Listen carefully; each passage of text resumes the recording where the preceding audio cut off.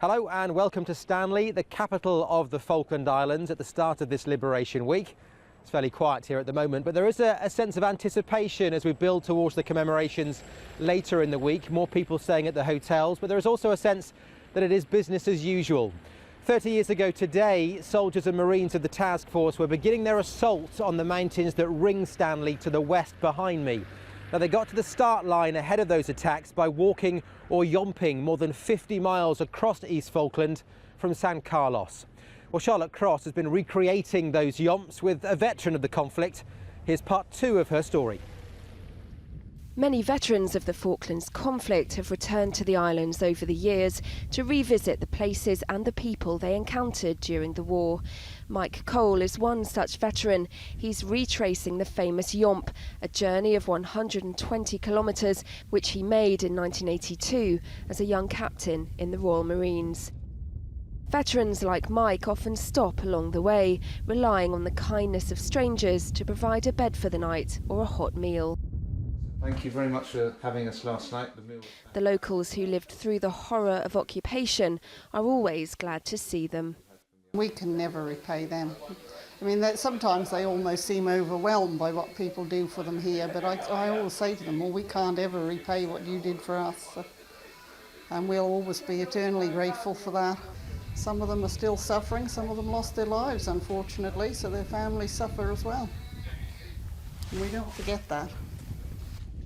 David McPherson belongs to one such family. He lost his brother Gordon at the Battle of Two Sisters in the mountains just outside Stanley. It helps. Once you come here, you see what they were actually fighting for. It's difficult when you're 8,000 miles away to actually understand that, but coming here has.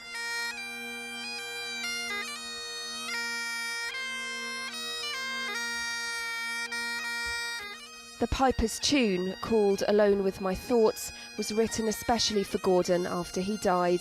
And on the very top of Two Sisters, next to the memorial dedicated to all those who were killed on these mountains, they held a service of remembrance.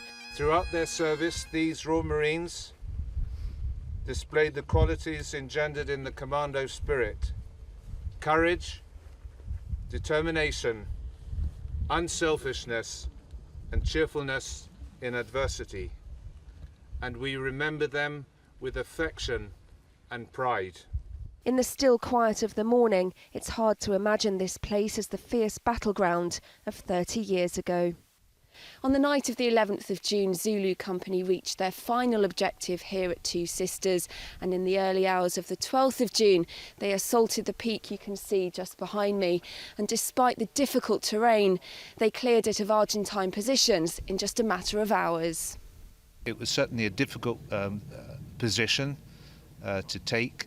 We had encountered minefields a little bit further down the mountain, and the fighting had been fierce enough when we got up here.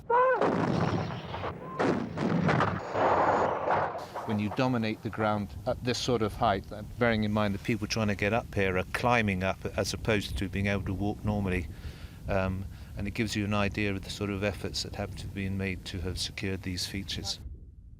Then it was time for the final leg of the journey, from Two Sisters into Stanley. 30 years ago, this was a triumphant march for the Royal Marines, because by this time the Argentines had surrendered. No more open fire. Probably the most important part of the Yomp for David McPherson will be now, because from this point onwards his brother Gordon didn't complete the Yomp, and it'll be the leg from Two Sisters down into Stanley that David will be doing for his brother Gordon, and I think that's really the main reason that he's come all this way, just to finish it off.